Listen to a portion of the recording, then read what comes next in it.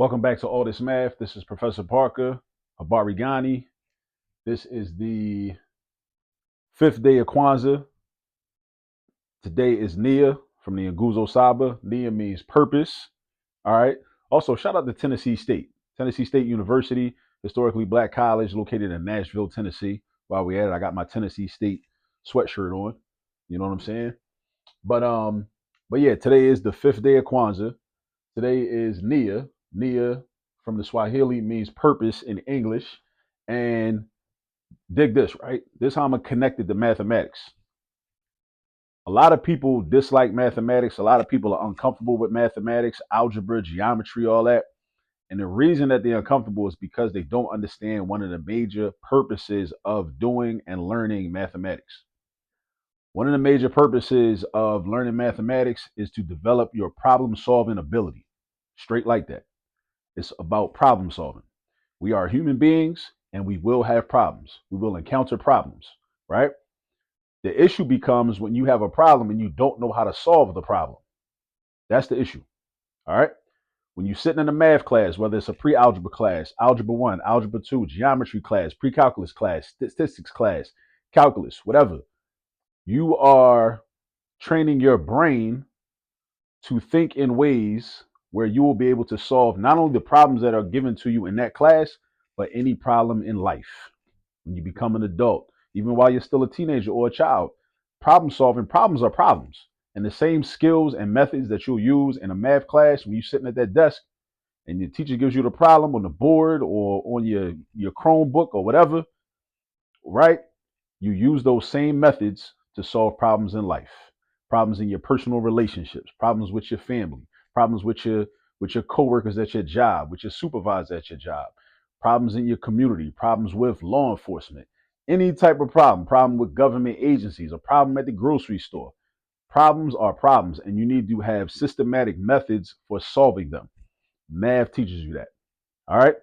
So what we about to do is do a geometry problem, solve this geometry problem, and then we're gonna think about like how I had to approach this and how that's a typical approach to solving any type of problem you see. All right. So look at what we got here. We got basically a triangle, right? We got three rays. That's a ray, right? A ray is it's not a complete line, but it's an infinite set of points that start at one point and go on forever. The arrowhead means it goes on forever, right? This is another ray right here. This is another ray right here. They all started. Well, these two start at point A. That one and this one starts at point A, and this starts at this point. Whatever that is, this point doesn't have a name. It wasn't given a name, but that's irrelevant right now, right? But it's three rays. That's my point. All right, and also wanted to use it as an opportunity to teach you what a ray is. All right, as opposed to a line that is an infinite set of points that extend in both directions on to infinity, right? We want to find the measure of angle A. Now, that doesn't mean, look, I found it. It's right here. No, that's not what that means. You want to find the measurement, right? The measurement. Is it 20 degrees? Is it 80 degrees? Is it 90 degrees? Is it 212 degrees? Whatever, right? That's what you want to find. Now, we have an expression right here that says 14x minus 1. So in order to know the actual angle measurement, we got to first figure out what x is. All right. Again, that's part of problem solving, right? Again, back to the purpose. What's the purpose of math? What's the purpose of geometry? To develop our problem solving ability. All right. So look at what I have, fella. I scoped the scene out, right? I peep what I have. I got a triangle, right? That's basically a triangle. If I look at this side, and this side, three sides, it's a polygon. That's a triangle, right? They all connect. All right. Based on the information we know, we can assume this is a triangle. All right. So now there's something called, if I want to know what the measure of this angle is, I need to first figure out what x is. So I need to figure out like some type of way to write an equation. Again, I'm problem solving. So what type of equation can I write? Well, I know something called the triangle sum theorem. Let me write that down. Triangle sum theorem. THM stands for theorem, right? Which says that in any triangle, if I'm dealing with a triangle, all three angles of the triangle can be added together and they must equal 180. They must have a sum of 180. So that means this angle, the measurement of this angle, plus the measurement of that angle, plus the measurement of that angle, must all add up to 180. All right. So I know this expression represents this angle, but I don't know nothing about this angle, and I don't know nothing about this angle. But again, now back to my problem solving bag. So I got my thinking cap on, right? So I'm doing my problem solving thing. I can figure some stuff out. First of all, I can figure out what this angle is, right? Through problem solving. I use what I know to figure out what I don't know. This angle outside of the triangle is 106, is 106 degrees. All right. So what I can say is, well, this angle is adjacent to this angle, meaning they're next to each other and they share a common side, right? This is called a linear pair. These two angles, they're called a linear pair. Why linear? Because linear means line. They form a straight line. Straight lines have an angle measurement of 180. So that means that this angle plus this angle must add up to 180. Just like all three angles in a triangle must add up to 180. If two angles or three angles or four angles create a straight line, those angles must add up to 180. So that means this angle plus this angle equals 180. So using that information, again, we problem solving, we figuring stuff out. Because just like in life, you got to figure stuff out, right? So I could do 180 take away 106 and figure out what this angle must be. 180 take away 106, I could do the mental math, right? 180 take away 100 is going to be 80, and then 80 take away 6 is going to be 74. We don't even need a calculator for all that, right? So this is 74 degrees, right? So we problem solving, right? Again, back to the purpose. Nguzo Saba, Nia, fifth day of Kwanzaa. Nia means purpose. What's the purpose of learning math anyway? The purpose is to develop our problem solving skills. That's one of the purposes. One of the most important purposes, to develop our problem solving ability. All right. So that's 74 degrees. But then I still need to know what this angle is. All right. So I look up here and I see, oh, this up here is 38x plus 3. 38x plus 3. Now I can bring Malcolm X into it. There's something in geometry called vertical angles, meaning angles that share a vertex, and the lines that form the angles form an X formation, like Malcolm X, like Omowale Malcolm X. Omowale, the name he got when he traveled to Africa a year before he was assassinated. And he was over in Nigeria, and the brothers and the sisters gave him the nickname Omowale, which means the brother has returned, right? So this angle and this angle are share a common vertex, and they're on opposite sides of each other. They're not adjacent, and the lines that form the angle form an X formation. That means that they are congruent. Vertical angles are congruent. So first, whenever you're looking at a geometric figure or a shape, and you see a situation like this, you see lines that form an X, you know that the angles that are on the other side of the vertex must form or must be congruent. They must be congruent. So that means if this angle is 38x plus 3, this angle is also 38x plus 3 because they're vertical angles. So see, we problem solving. We're looking for relationships. When you problem solve, you look for relationships. If this look like this, then okay, then that must be equal to that. That happens in some situations. So now I'm going to write that in. 38x plus 3. So now we got three angles. Now we don't know the numerical measurements of the angles, but we know expressions that represent two of the angles, and we know the actual angle measurement of one of the angles. So from that information, we can create an equation.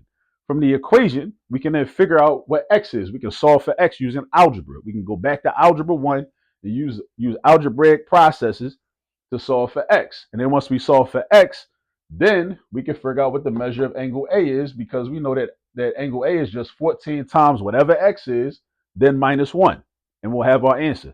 So you see how we're problem solving, right? Again, this is the purpose of doing math. The purpose of doing math is so we practice problem solving, all right? And when we have it, if we can do it in a geometry class or dealing with a geometry problem, we could do it in any situation. All right. So now look, I'm going to write my equation. My equation is, and it don't matter what order you write the angles in, but I'm going to say 38x plus 3 plus 74 plus the 14x minus 1 equals 180. And how do I know that this is true? Because of the triangle sum theorem. All three angles inside any triangle must add up 1, 2, 3 to 180. All right. So now we got our equation. Now we're not even really doing geometry no more. Now we're doing algebra now. So now what I'm going to do, these parentheses don't really matter.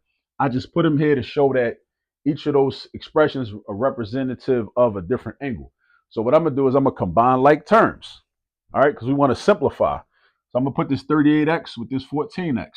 What's 38 plus 14? Mental math. We need to know how to do addition, basic addition. 38 plus 14. I would do 38 plus 10. That's 48. 48 plus the other 4 is 52. So that's going to be 52x. And then I'm going to combine the constants, 3, 74, and negative 1. 3, 74, and negative 1.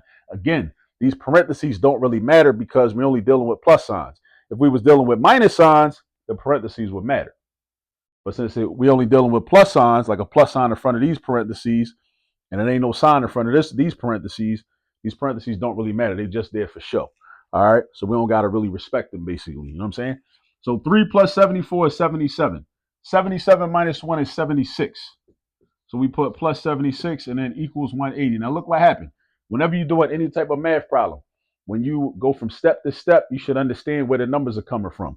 Where did this 52x come from? It wasn't there in the first place. Where it come from? Combining like terms, 38x plus 14x gave us 52x. Where did 76 come from? 3 plus 74 minus 1, 76. Where did the equal sign come from? That was already there. Where did the 180 come from? That was already there. Now we keep going. We're trying to get x by itself. We're trying to isolate x. We're trying to isolate x. We're trying to go one-on-one with the x. It's like in basketball, ISO, right? Trying to isolate the x. Get rid of 76. Minus 76. Do the opposite operation. Do it on the left side. Do it on the right side. Boom, boom. Bring down to 52x. 52x is equal to, what's 180 take away 76? Again, mental math. 180 take away 76 is 104. All right, now we're trying to get x by itself. You got to get rid of 52. How do you get rid of 52? Do the opposite operation. 52x means 52 times x. 52 times x. Not because x means multiplication. It don't. X is a variable in this situation. It's a variable in this situation. Because there's no symbol between the 52 and the x, that means multiplication is taking place. 52x means, what's the definition of it? 52 times x. So we got to do the opposite, which is division. Divide by 52 on the left, divide by 52 on the right. 52 divided by 52, that's 1x over 1, which is x. What's 104 divided by 52? 104 divided by 52 is 2, because 52 times 2 is 104. So x equals 2. Now, some people would do a problem like this and stop right there and get the wrong answer. So they'd be like, oh, I got the answer. X is 2. Listen, they ain't asked you that. They said, what's the measure of angle A? Or find angle A. That means, what's the measurement of angle A? What's the angle measurement of angle A? You know what x is. You use x to figure it out because angle A is 14x minus 1, meaning angle A is equal to 14 times whatever x is minus 1. So dig this. You say angle A is equal to 14 times 2 minus 1. Remember order of operations. Don't do 2 minus 1 first. Don't do that. That's tweaking. Don't do 2 minus 1. Follow the order of operations. Do 14 times 2 first. That's 28. Then 28 minus 1 is going to be 27 degrees. That's the angle measure. 27 degrees. So angle A is 27 degrees. But wait, if you got time, we got time. I don't got nowhere to be. Let's check our work to make sure that this is correct. Because if angle A is 27 and this angle is 74, all three angles should add up to 180. So let's figure out what this angle is because now we know what x is. So we say, let's call this angle B. So let's say angle B is equal to 38 times 2 plus 3. So 38 times 2 is 38 times 2. That's 60 plus 16. That's 76. 38 times 2 is 76. 76 plus 3 is 79. All right. So if that's 79 degrees, right? This is 27. This is 74. The question is, do all three of those angles add up to 180? Let's see. 70 plus 70 is 140. 140 plus 20 is 160. 160 and 9 plus 7 is 16. 160 and 16 is 176.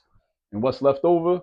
The 4 degrees from the 74, and that adds up to 180. So that's proof that this answer is correct, 27 degrees. So look, we did a lot of work here to solve a problem. To solve a problem. Black people, we got a lot of problems, but we need to know how to solve problems. Mathematics is an excellent tool for us to develop our problem-solving ability. As long as we don't know, millions and millions of us do not know how to solve problems, our problems will persist. Our individual problems that we only experience ourselves and inside of our households and among our families, and also our collective group problems. So I see Nia, which means purpose, as a reminder of what the purpose is of certain things that we involve ourselves in. Like, what's the purpose? What's the point? Why are you even doing that? Whether it's something positive or something seemingly negative. What's the purpose? What's the point? So that's a question I like to ask. Like, what's the purpose? So when somebody asks, what's the purpose of learning math? What's the purpose of doing math? What's the purpose of practicing math? Is because you're developing your problem solving ability. That's only one of the purposes. It's a lot of other purposes too.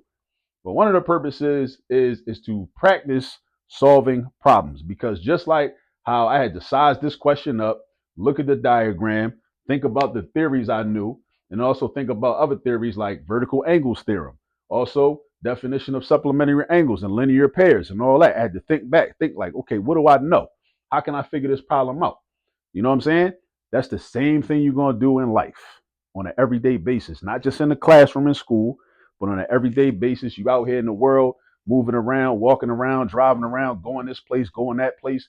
You know what I'm saying? Like, you got to know how to solve problems. You got to know how to conduct yourself and handle yourself. And you can get a lot of practice from that, from doing math problems.